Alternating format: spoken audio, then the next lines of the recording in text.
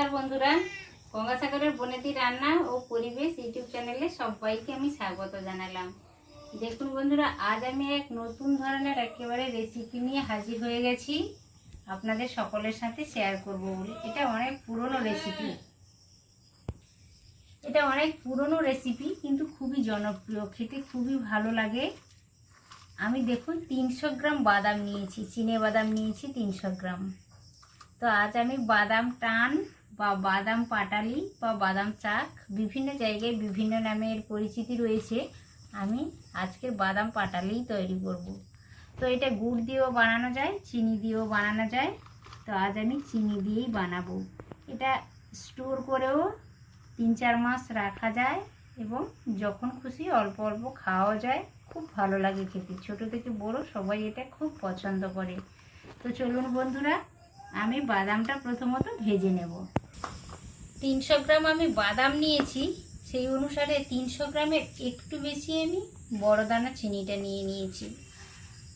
এই দেখুন, এটা বেশি কোনো উপকরণ লাগে না। বাদাম আর চিনি কিংবা বাদাম আর গুড় হলেই এই রেসিপিটা কমপ্লিট হয়ে যায়, কিন্তু খেতে অসাধারণ লাগে, দারুণ সুন্দর লাগে। ট্রেনে তো আপনারা সকলেই দেখেছেন যে সারা বছরই ট্রেনে বিক্রি হচ্ছে। তো আজ আমি সেই রেসিপিটা আমি বাড়িতেই বানাবো, দেখতে থাকুন আপনারা। উনানে একটা কড়াই বসিয়ে দিয়েছি, কড়াইটা গরম হয়ে গেছে। তো এই পর্যায়ে আমি বাদামগুলো ঢেলে দিলাম। হালকা আছে কিন্তু বাদামটা ভাজতে হবে, না হলে বাদাম যদি বেশি ভাজা হয়ে যায় তাহলে একটা তেতো ভাব চলে আসবে। এটা আপনারা মাথায় রাখবেন। একেবারে হালকা আছে বাদামটা ভেজে নেব। এই দেখুন বন্ধুরা, আমি অল্প লবণ দিলাম বাদামটার সাথে। আপনারা দিলেও দিতে পারেন, না দিলেও না দিতে পারেন, কিন্তু যে কোনো মিষ্টি জিনিসে হালকা যদি লবণ দেওয়া যায় তাহলে খাবারটার একটা ব্যালেন্স আছে, বেশ ভালো লাগে খেতে। ওই জন্য অল্প আমি লবণ দিয়ে দিলাম ভাজার সময় বাদামটা। এই দেখুন, আমি কন্টিনিউয়াস নেড়ে নেড়ে মোটামুটি বাদামটা আমার ভাজা হয়ে গেছে। বাদামটা ভাজা হয়েছে আপনারা কি করে বুঝবেন? এই দেখুন, হাতে একটু চাপ দিলেই তার খোসাগুলো খুলে যাচ্ছে। এর দ্বারা বোঝা যাচ্ছে যে বাদামটা বেশ ভালোভাবে ভাজা হয়ে গেছে। এই পর্যায়ে আমি একটা থালাতে বাদামটা ঢেলে নেব। বাদাম ভাজার সময় একটা খেয়াল রাখবেন আপনারা, সব সময় একেবারে হালকা আঁচে করবেন। যারা উনানে করবেন কিংবা যারা গ্যাসে করবেন, গ্যাসে যারা করবেন একেবারে লো ফ্লেমে, আর উনানে যারা করবেন একেবারে হালকা আঁচে করবেন। না হলে বাদাম যদি পুড়ে যায় তাহলে বাদাম পাটালির তেতো ভাব চলে আসবে। এইটা মাথায় রাখবেন, সবসময় মাথায় রাখবেন। এই দেখুন বন্ধুরা, আমি একটা থালাতে বাদামটা ভেজে ঢেলে নিয়েছি। দেখুন, এবার এইভাবে একটু চাপ দিলেই বাদামের খোসাগুলো উঠে যাচ্ছে। তো এইভাবে আমি চাপ দিয়ে বাদামের খোসাগুলো সব তুলে নেব, তারপর আপনাদের দেখাচ্ছি।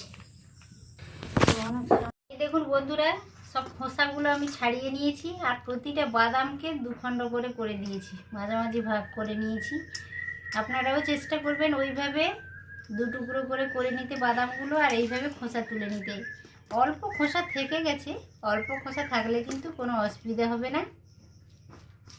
তো উনানে আবারও আমি কড়াই বসিয়ে দিয়েছি। দেখুন, এবার আমি চিনিটা দিয়ে দেব।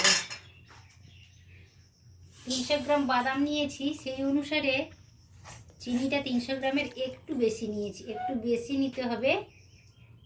তো একটু বেশি নিয়েছি, আপনারাও চেষ্টা করবেন যতটা অনুসারে বাদাম নেবেন তার থেকে একটু বেশি চিনি নেবেন। এটা হালকা আঁচে, জল দেবো না, হালকা আঁচে চিনিটাকে মেল্ট করতে দেবো। চিনিটা হালকা আঁচে মেল্ট হতে থাক, তত সময় আমি যেটাতে বাদাম পাটালিটা ঢালবো, থালাতে একটা অল্প সরষা তেল নিয়েছি, পুরো গায়ে হাত দিয়ে ভালো করে বুলিয়ে নিচ্ছি। এই দেখুন বন্ধুরা, আমি জল দেইনি, চিনিটা এই যে মেল্ট হচ্ছে হালকা হালকা, খুব হালকা আছে এটা বানাচ্ছি আমি। চিনিটা মেল্ট হতে শুরু করেছে দেখুন। এই দেখুন বন্ধুরা, চিনিটা অনেকটাই মেল্ট হয়ে গেছে, আর অল্প বাকি আছে। এইভাবে হয়েছে, আর একটু বাকি আছে, আর একটু সময় আমি জাল দেব, তারপর হালকা কালার আসবে, চিনিটা ক্যারামেলাইজড হয়ে তারপর বাদামটা দেবো, আর একটু পরেই দেবো, আর 2-3 মিনিট এইভাবে অনবরত নাড়তে থাকবো। এই দেখুন বন্ধুরা কি সুন্দর কালার চলে এসছে, চিনিটা পুরো ক্যারামেলাইজড হয়ে গেছে। এই পর্যায়ে আমি 3টা এলাচ, ছোট এলাচকে মুখ ফাটিয়ে রেখেছিলাম, দিয়ে দিলাম। দারুণ একটা স্মেল আসবে। যে একবার নেড়ে নিচ্ছি, এরপরেই আমি বাদামটা দিয়ে দেবো। এই দেখুন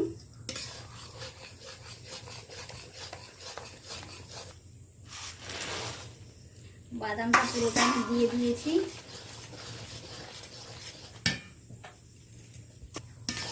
এইভাবে ভালো করে আমি নেড়ে নিচ্ছি।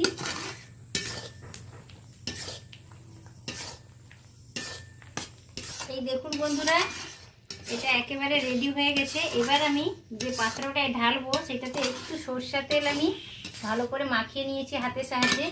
এবার এটা নামিয়ে নিচ্ছি। দেখুন বন্ধুরা আমি থালায় ঢেলে দিয়েছি, তেল মাখানো থালায় এটা ঢেলে নিয়েছি। এবার একটু পুরোটা থালায় ছড়িয়ে নিয়েছি ভালো করে একটা বাটির সাহায্যে।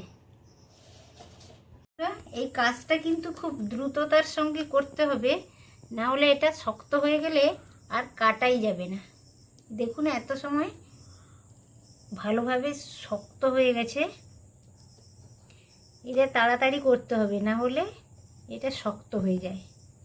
এইভাবে কেটে নিচ্ছি, একেবারে শক্ত হয়ে গেছে গো।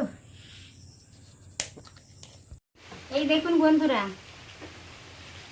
বাদাম পাটালি আমার একেবারে রেডি হয়ে গেছে। আমার বাচ্চাটা তুলেছিল, একটু ভেঙে ফেলেছে, তো মোটামুটি গোটাই এসেছে। কি দারুণ হয়েছে দেখুন। এটা থালায় ঢালার সাথে সাথেই কিন্তু আপনারা কেটে নেবেন। কি দারুণ দেখাচ্ছে, খেতেও সেইভাবে মজা। তো বাদাম পাটালি তো আমার কমপ্লিট হয়ে গেছে।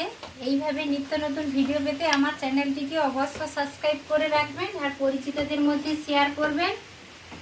আর ভিডিওটা যদি ভালো লেগে থাকে তাহলে অবশ্যই একটি লাইক দেবেন। তাহলে আবারও দেখা হবে বন্ধুরা অন্য কোনো ভিডিওতে, অন্য কোনো রেসিপির সাথে। তত সময় আপনারা সকলে সুস্থ থাকুন, ভালো থাকুন।